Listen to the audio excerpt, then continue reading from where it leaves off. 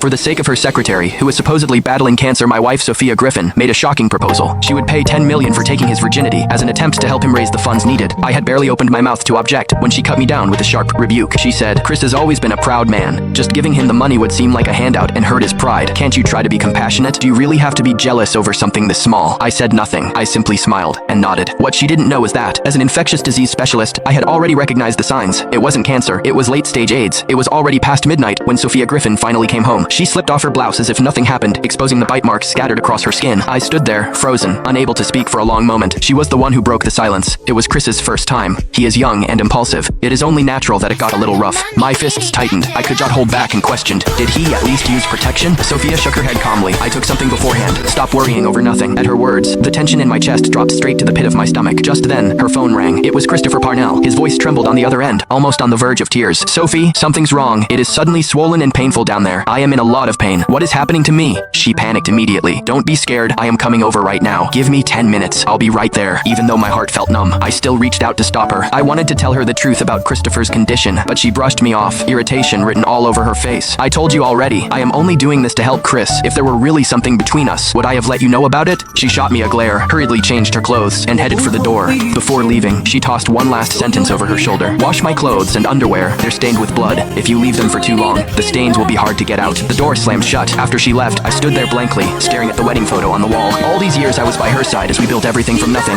From a cramped rental, barely 10 square meters wide, to the luxury apartment we now owned in the city center. Every hardship along the way was etched into my memory. She was, by all accounts, a devoted wife. After we earned our first real fortune, the very first thing she did was hold the wedding we'd once missed. She even had a ring custom made for me. The diamond was not big, and there was a faint crack running through it. Even so, I always treasured it like a priceless heirloom. And yet, this same woman, praised by relatives and neighbors as the perfect wife, did the one thing that chilled me to the bone. With no protection at all, after such high-risk exposure, the chances of infection were almost certain. I was angry, but I could not bring myself to abandon her. She still had a 72-hour window. If she took the medication in time, it could still prevent transmission. I was just about to call and warn her when a new post popped up on my social feed. It was from Christopher. "They say, married women have strong needs. It looks like it is true. I can barely keep up." The photos showed a bed in disarray, stained and chaotic. Among them was one with scratches running across his back. On the surface, it sounded like a complaint, but in truth, it was a straight-up brag about how intense their night had been. But none of that was what caught my eye. Instead, it was the ring on his finger. The design was almost identical to mine, with only one main difference. The diamond was bigger. My heart jolted. He found the serial number engraved inside my wedding band and called the brand's customer service. After checking, the representative replied politely, "Miss Griffin did indeed order a diamond ring from our store before. However, the first batch had a flaw, so we remade another one afterward." She paused, then added, "Mr. Parnell, we're very sorry for the inconvenience. Is there anything else you are dissatisfied with at the moment?" I forced down my emotions and denied it softly before hanging up. So that wedding ring was custom made for Christopher from the very beginning. The one I received was nothing more than a flawed reject. In that moment, it felt like someone clamped a hand around my throat. It felt painful and suffocating. Just as despair threatened to swallow me whole, Sophia suddenly called. Her voice was frantic. "Honey, Chris is covered in red rashes, and his lymph nodes are swollen. What is going on? You are a doctor. Should he go get checked?" Listening to her description, I became even more certain. After being infected, Christopher did not take medication to control the virus at all, judging by his current symptoms.